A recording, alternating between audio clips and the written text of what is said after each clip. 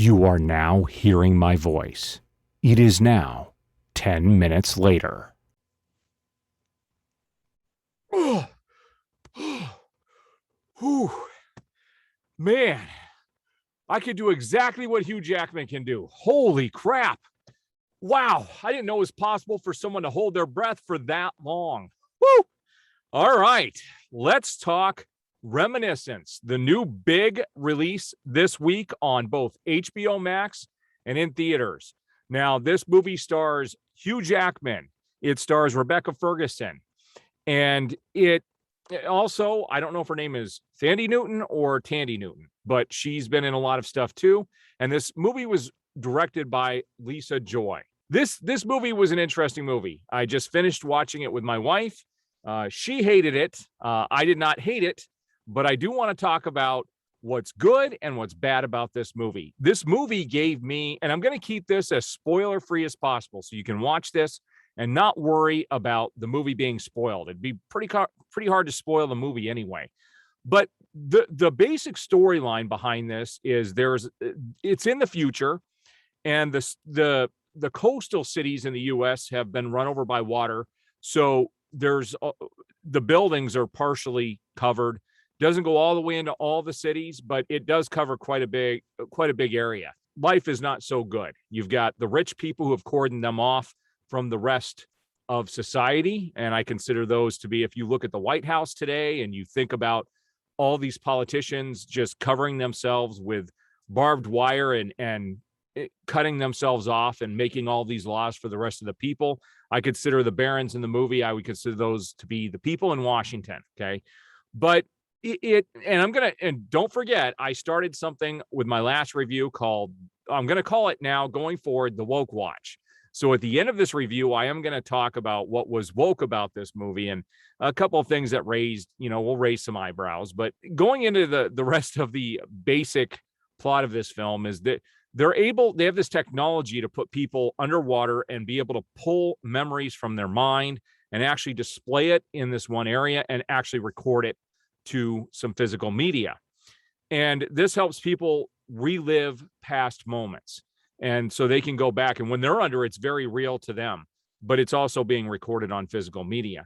And they actually use this to help solve some cases and some other things with the local police department. And it's kind of interesting. The actual basis of the technology that they're talking about is very fascinating. And unfortunately, they don't do enough with it in the film, but it's got a great basic plot line there. The main character, Hugh Jackman, meets this woman who he is constantly wanting to revisit, who has disappeared in his life. And that's basically what the movie is about, him trying to find her and figure out what is going on. It's done in a very interesting way. The acting and the directing in this was the real fault of the film, because the girl, Lisa Joy, who directed it, she has not done a whole lot of stuff in the past. She has, I think, directed, and there's a few people in this also that were in the show Westworld. So this is definitely an HBO production, Warner Brothers production. And the acting and the directing was just a little off par. All right. Nothing real terrible, but it's hard to take the movie seriously when some of the actors act way different than some of the other actors. It was just a little weird the way it was put together. Even some of the action sequences, there's this one shootout halfway through the movie that guns would be much louder than they made them in the film. And it just sounded a little weird. And the way the scene was shot, I'm just not a fan of the way it was shot. It was just a little off, not off-putting. It just didn't have a good flow to it. And that, I think, is the real big fault of this film. But other than that, it has a great premise. I think you're going to stay interested in the storyline up until the end.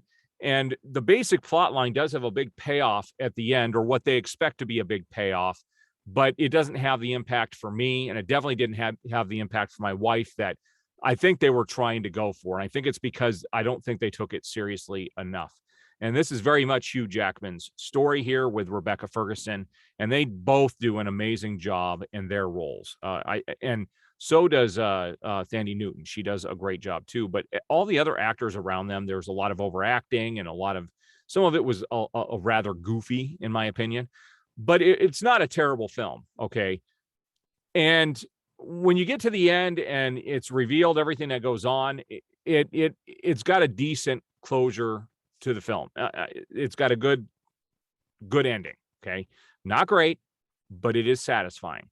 This movie to me had kind of a Wolf Among Us feel. So if anybody's played that game, Wolf Among Us from Telltale Games, it's got this weird feel throughout the film. It's got a very stylistic approach to the way the film is shot, and that does trail throughout the movie.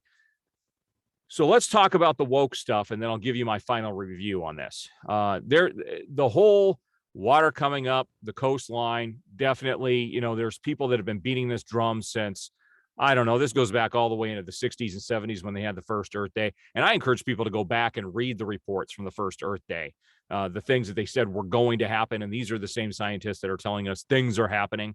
And if you look at all the rich people and the politicians that are buying property on the coast, do they really fear that water is going to become rising up in our lifetime? I just find the whole thing a little suspect. Okay. But that's the first thing, but it doesn't bother me. It makes for some interesting scenes in the film for sure. So it serves its purpose quite well. And the other thing is when they start showing how awesome it can be to have these past memories, the very first thing they talk about losing love, and it's two gay people. So they had to throw that in there. There's a couple of anti-gun moments throughout the film, but nothing that like grinds the movie to a halt, which is good. It was kind of things in passing. So it wasn't too terrible. So I'm not really going to give it a rating off of that. It's not going to knock half a star or a star off for me. It wasn't thrown in your face in your moment type of things like that was with last week when I reviewed Free Guy. There was one anti-gun moment in there that like took the movie to a holy screeching halt. And if you haven't seen or watched that review, I encourage you to do that. I'll probably leave a link to that also in the description. But at the end of the day, this movie's not terrible. It's not great. I think it's a movie that's going to come and go. There won't be a whole lot of talk about it. They really did try to cram too much into a 2-hour film. This seemed like a premise that should have gone on for not several films, but more like a mini series. And I think they really could have done a lot more with it. And it didn't hit at the end of the day. So at the end of the day, I give this movie 3 out of 5 stars. It's not terrible. It's not great.